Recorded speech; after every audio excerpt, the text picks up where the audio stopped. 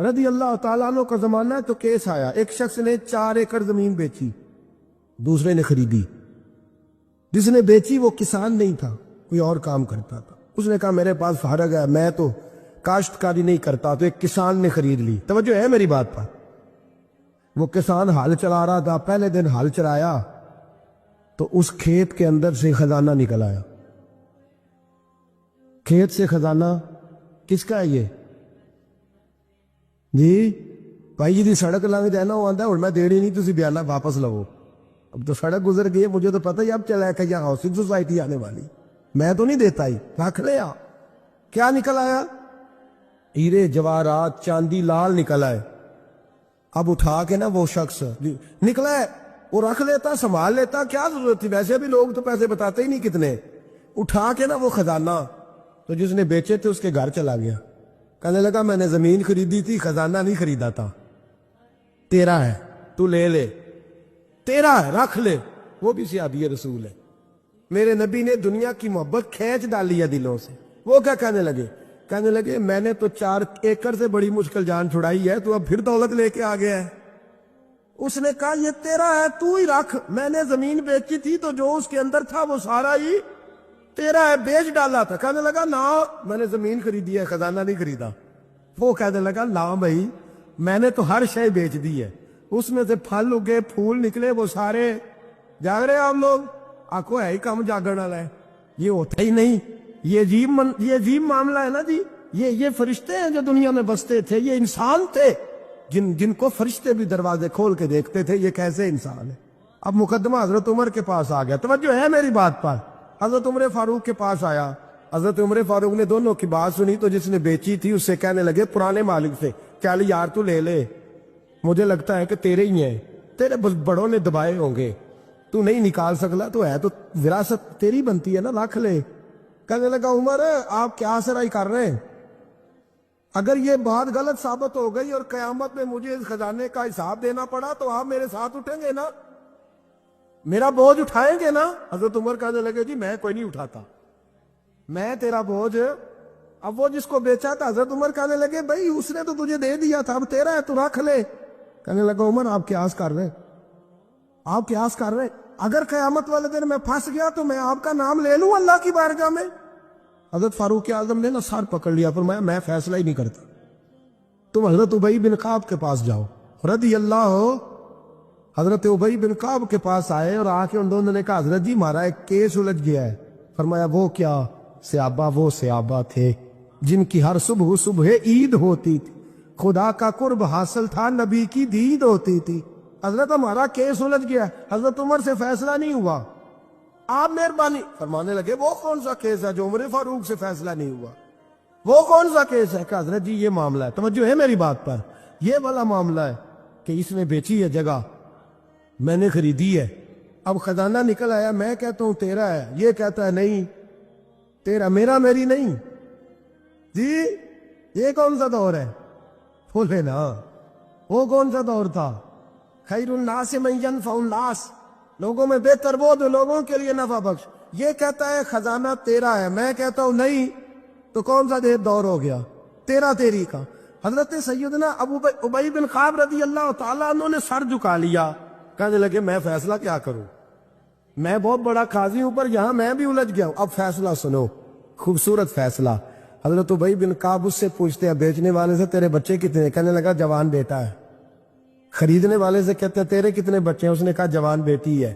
کہنے لگا میں ان دونوں کا نکاح کر کے سارا سامان انہیں جہیز میں دے دیتا ہوں، ان کا نکاح کر کے سارا کچھ انہیں جہیز میں دے دیتا ہوں، تیرے گھر بھی آ جائے گا، تیرے گھر بھی۔ یہ فیصلہ سیدنا ابی بن کعب رضی اللہ تعالیٰ عنہ نے دیا۔ لوگ رو رہے تھے، کہہ رہے تھے کیا بات ہے اس فیصلے کی، کیا بات۔ ایک نوجوان تھا مینا کے بازار میں، دوڑا جا رہا ہے، ایک بابا جی اس کو ملے، بزرگ، تو ان بزرگوں کے اس نے، توجہ ہے میری بات پر آپ، ان بزرگوں کی تھیلی اس نے اشرفیوں والی چھین لی، چھین کے دوڑ گیا، کافی آگے چلا گیا تو گر گیا، جب گرا تو نظر آنا بند ہو گیا، لگاؤ اللہ کے ولی کی بے ادبی ہوئی، اس لیے نظر آنا بند ہو گئی، بے ادبی ہو گئی، بڑا پریشان ہوا، سخت آزمائش کا شکار، کیا کروں کدھر جاؤں؟ جب بڑی سخت تکلیف کے اندر وہ گرفتار ہوا تو لوگوں سے کہنے لگا مہربانی کرو مجھے بابا جی سے معافی لے دو. گرا جو ان کی نگاہ سے وہ سنبھل نہیں سکتا. اللہ والوں کی بے ادبی اللہ کو بڑی ناپسند ہے. اللہ والوں کی بے ادبی اللہ کو بڑی ناپسند ہے. اس سے ضرور بچے. اللہ تعالیٰ ہمیں بچنے کی توفیق عطا فرما. پکڑ کے بابا جی کے پاس لائے. بابا جی معاف کر دیں, آپ کی وجہ سے آنکھیں چلیں گی. بابا جی کہنے لگے نہیں, میں نے تو بد دعا دی نہیں. تو وہ کیسے؟ کہنے لگے میرے ساتھ جب کوئی مسلمان زیادتی کرتا ہے تو میں فوراً ہی معاف کر دیتا. کہا جی میرے لیے دعا کر دیں. دعا کی, بابا جی کی آنکھیں ٹھیک. بابا جی نے دعا کی, نوجوان کی آنکھیں صحیح ہو گئی.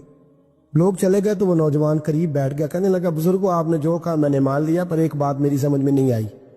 کہا وہ کیا؟ کہا آپ کہتے ہیں میرے ساتھ کوئی مسلمان بھی زیادتی کرتا میں فوراً معاف کر دیتا ہوں. فوراً تو معافی دی جاتی نہیں, دی جا سکتی نہیں. تھوڑی دیر تو بندے کے دل کو تکلیف رہتی ہے. آپ نے جو نہیں نا, بعد لوگ بریکی میں جاتے ہیں نا بہت سارے.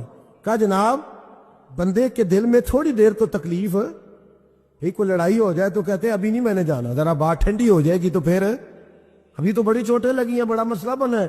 یہ شعوری طور پہ لوگ ایسا کرتے ہیں. کہا فوراً کیسے آپ نے معاف کر دیا؟ کہا فوراً کیسے معاف کر دیا؟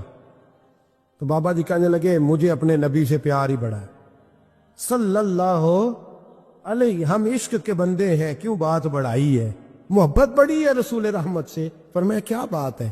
بابا جی کہنے لگے میں نے حضور کی ایک حدیث پڑھ لی ہے, اب جو مسلمان بھی زیادتی کرتا ہے میں فوراً معاف کر دیتا ہوں. کہا وہ کیا حدیث؟ سنے میرے دوستو. اور بزرگوں کی سوچ دیکھیں کہاں تک جاتی ہے. اور بزرگ کہنے لگے اللہ کے رسول صلی اللہ علیہ وسلم نے فرمایا ہے کہ جب تک میرے سارے امتی جنت میں نہیں جائیں گے میں بھی نہیں جاؤں گا. جب تک سارے نہیں جائیں گے میں بھی. تو بابا جی کہنے لگے دیکھنا تیرا میرا جھگڑا ہے, اگر یہ جھگڑا حضور کے پاس جائے گا, اللہ کی بارگاہ میں جائے گا, پھر اس کا فیصلہ ہوگا, پھر یہ مقدمہ لڑے گا, پھر یہ کیس چلے گا, جب فیصلہ ہوگا تب تک میرے رسول پاک جنت میں نہیں جائیں گے, بیٹھے رہیں گے. تو میں اپنے نبی کو تکلیف تو نہیں نہ دے سکتا, میں اپنے رسول کو بٹھائے رکھنے کی آزمائش تو نہیں نہ دے سکتا. لہذا جو مسلمان بھی زیادتی کرتے میں فوراً ہی معاف کر دیتا ہوں تاکہ میرے محبوب کو کوئی تکلیف. میں تیرے اور اپنے بارے میں سوچ نہیں رکھتا, میری سوچ تو ہر وقت ذات رسالت پہ لگی رہتی ہے. میرا ذہن تو ہر وقت میرے محبوب کی طرف لگا رہتا ہے. ہر وقت میں حضور کے بارے میں ہی سوچتا رہتا ہوں. ملی سوچ اپنائیں, قومی سوچ اپنائیں. زندگی میں وہ والے کام کریں جس سے قوم کو نفع حاصل ہو, ملت کا جس میں فائدہ ہو. کچھ ایسا کر جائے زندگی میں جس سے لوگ نفع اٹھاتے رہے. محمود غزنوی گزر رہا تھا, ایک بابا جی بڑھاپے میں ہاتھ کانپ رہے ہیں تو ایک پودا لگا رہے تھے. تو محمود غزنوی کو بڑا پسند آیا. کہا بابے کو میرے پاس تو بلاؤ. بلایا تو کہا بابا تیری عمر اب ہاتھ کانپتے ہیں, سر کانپتا ہے, رش آتا رہی ہے, تو نہ پھل کھا سکے گا نہ چھاؤں میں بیٹھ سکے گا. تو بابا جی آپ یہ کیوں کر رہے ہیں؟ بابا جی کہنے لگے چلو میں نہیں پھل کھاؤں گا, میرے پوتے تو کھائیں گے نا. بچے محمود کو بات بڑی پسند آئی. اس نے بابا جی کو ایک اشرفیوں کی تھیلی انعام میں دے دی. کہا تیری سوچ بڑی قومی ہے, بڑی ہے. تو بابا جی مسکرا کے کہنے لگے بادشاہ تو ابھی کہہ رہا تھا کہ نہ تو پھل کھائے گا نہ چھاؤں میں بیٹھے گا, اللہ نے مجھے پھل بھی دے دیا ہے, چھاؤں بھی دے دی ہے. ابھی دیکھے نا, ابھی میں نے کام کیا نہیں تو اللہ نے سارا کچھ پہلے ہی دے دیا ہے. بادشاہ اور راضی ہوا, اس نے ایک تھیلی اور دی. تو بابا جی مسکرا کے کہنے لگے دیکھ میرے اخلاص میں اللہ نے کتنا فضل کیا ہے. لوگوں کے باغ میں سال میں ایک دفعہ پھل لگتا ہے, میرے باغ میں 2 دفعہ لگ گیا. تو خیر خائی کا ذہن بنا, لوگوں کے بارے میں سوچ, قومی اور ملی ذہن بنا, بڑا ذہن بنا, بڑی سوچ بنا. وہ والا کام کر جس سے زیادہ لوگوں کو فائدہ ہو, زیادہ لوگوں کا نفع ہو, وہ والا کام کر. قومی ملی ملت اسلامیہ کی سوچ بنا, عالم اسلام کی بات کر, مسلمان کا بھلا کر, اپنے وطن کا بھلا کر, اپنی ملت کے بارے میں سوچ. جب تو یہ کام کرے گا تو اللہ تجھے وسائل بھی بڑے ہی عطا فرمائے گا. اللہ تبارک و تعالیٰ تیرے لیے رحمتوں کے دروازے بھی زیادہ ہی کھولے گا. تو فرمایا زمین میں وہ قائم رہے گا جو لوگوں کا بھلا کرے گا, دوسروں کے بارے میں سوچے گا. وہی دنیا میں زندہ رہتے ہیں جو لوگوں کے لیے نفع بخش بن جاتے ہیں. جو ذات کی بات کرتے ہیں وہ بڑی جلدی فنا ہو جاتے ہیں. دوسروں کی بات کر, تو ہمیشہ رہے گا, تو باقی رہے گا, تو قائم رہے گا, تو ہمیشہ صبح قیامت تک تیرا نام جپا رہے گا. میرے اعلیٰ حضرت فرماتے ہیں بے نشانوں کا نشان مٹتا نہیں, مٹتے مٹتے بھی نام ہو ہی جائے گا. تو دوستو یہاں تو گھر والوں کو احتجاج کرنا پڑتا ہے, پھر کوئی بات سنتا ہے. یہاں تو 100 دفعہ رو کے دکھانا پڑتا ہے پھر کوئی بات سنتا ہے، یہاں تو جناب 100 دفعہ کہنا پڑتا ہے تب کوئی بات سنتا ہے۔ خدا را محبتیں بانٹنی شروع کرو، اپنے لہجوں سے تلخیاں ہٹاؤ، یہ جو چہروں پر پکی پکی سلوٹیں ڈالنی ہیں ان کو دور کرو، یہ جو ہر وقت کے تھکے تھکے اور ہر وقت کے ناراض اور ہر وقت کی طبیعت کے اندر سختی اور ہر وقت کہنا میں بڑا کام کرتا ہوں، میں بڑی مشقت اٹھاتا ہوں، تمہیں پتہ نہیں میں کس تکلیف میں ہوں۔ اور میرے بھائی ساری دنیا ہی پریشان رہتی ہے، لیکن کچھ لوگ ایسے ہوتے ہیں جو پریشانیاں ذرا ہنس کے گزار لیتے ہیں، کچھ لوگ ایسے ہوتے ہیں جو پریشانیاں اپنے تک رکھ لیتے ہیں، دوسروں کو تکلیف نہیں دیتے۔ ہم کیا کرتے ہیں؟ ہم ساری ٹینشنیں دوسروں پہ ڈالنا چاہتے ہیں۔ اپنے لہجوں میں پیار پیدا کرو، اپنے لہجوں میں۔ پتہ ہے حضور نے کیا فرمایا ہے؟ محبوب فرمانے لگے 3 کام کرو، ایماندار ہونے کا ذائقہ نصیب ہوگا۔ ایک ہوتا ہے کھانا، ایک ہوتا ہے مزیدار کھانا، ایک ہوتا ہے مومن۔ ایک وہ مومن ہوتا ہے جسے مومن ہو جانے کا مزہ آئے، مزہ آ گیا بھائی مومن ہونے کا۔ کریم فرمانے لگے 3 کام کرو تمہیں مومن ہونے کا مزہ آئے گا۔ 3 کام کرو۔ یا رسول اللہ کون سے؟ فرمایا ایک تو ہر چیز سے بڑھ کے اللہ رسول سے محبت کرو، پیار کرو رب رسول سے، پیار کرو۔ یہاں حضور نے یہ نہیں فرمایا نماز پڑھو، یہ نہیں فرمایا روزہ رکھو، یہ نہیں فرمایا حج کرو، خیرات کرو، وہ کام بھی اپنی جگہ پہ بڑے ضروری ہیں، وہ بھی فرض عین ہیں، ان کے بغیر بھی 1 منٹ کے لیے گزارا نہیں۔ لیکن فرمایا اگر ان چیزوں کا مزہ لینا ہے نا، ادھر دیکھیے میری طرف، اگر ان چیزوں کا مزہ لینا ہے نا، کہ نماز مزیدار ہو جائے، روزہ مزیدار ہو جائے، سخاوت مزیدار ہو جائے، حج مزیدار ہو جائے، فرمایا اگر چاہتے ہو مومن ہونے کا مزہ آئے تو ہر چیز سے بڑھ کے اللہ رسول سے محبت کرو۔ یہ بخاری مسلم دونوں میں موجود ہے۔ اور فرمایا دوسرا کام یہ کرو کہ جس سے بھی محبت کرو نا، اللہ رسول کے لیے کرو، چھوڑ دو ذاتی لالچ، چھوڑ دو 1 منٹ کے لیے بھی اپنا ذاتی نہ، فقط اللہ رسول کے لیے، فقط رضا الہی کے لیے محبت کرو۔